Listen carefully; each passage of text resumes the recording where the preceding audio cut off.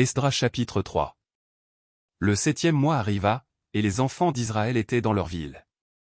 Alors le peuple s'assembla comme un seul homme à Jérusalem.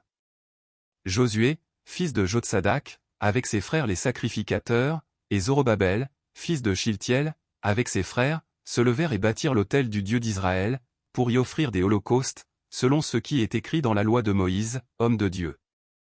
Ils rétablirent l'autel sur ses fondements, quoiqu'il eussent à craindre les peuples du pays, et ils y offrirent des holocaustes à l'Éternel, les holocaustes du matin et du soir.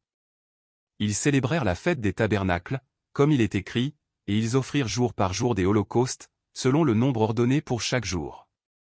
Après cela, ils offrirent l'holocauste perpétuel, les holocaustes des nouvelles lunes et de toutes les solennités consacrées à l'Éternel, et ceux de quiconque faisait des offrandes volontaires à l'Éternel. Dès le premier jour du 7e mois, ils commencèrent à offrir à l'Éternel des holocaustes. Cependant les fondements du temple de l'Éternel n'étaient pas encore posés. On donna de l'argent aux tailleurs de pierre et aux charpentiers, et des vivres, des boissons et de l'huile aux Sidoniens et aux Tyriens, pour qu'ils amenassent par mer jusqu'à Japho des bois de cèdre du Liban, suivant l'autorisation qu'on avait eue de Cyrus, roi de Perse.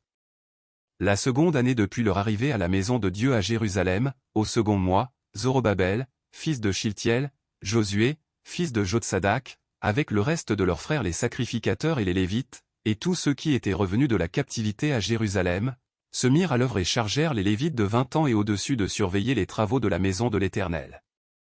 Et Josué, avec ses fils et ses frères, Kadmiel, avec ses fils, fils de Juda, les fils de Henadad, avec leurs fils et leurs frères les Lévites, se préparèrent tous ensemble à surveiller ceux qui travaillaient à la maison de Dieu.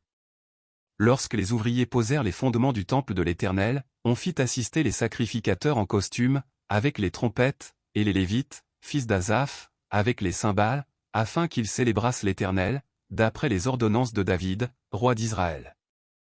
Ils chantaient, célébrant et louant l'Éternel par ses paroles, car il est bon, car sa miséricorde pour Israël dure à toujours. Et tout le peuple poussait de grands cris de joie en célébrant l'Éternel, parce qu'on posait les fondements de la maison de l'Éternel.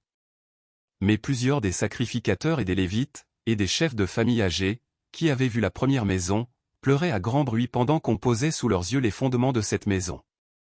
Beaucoup d'autres faisaient éclater leur joie par des cris.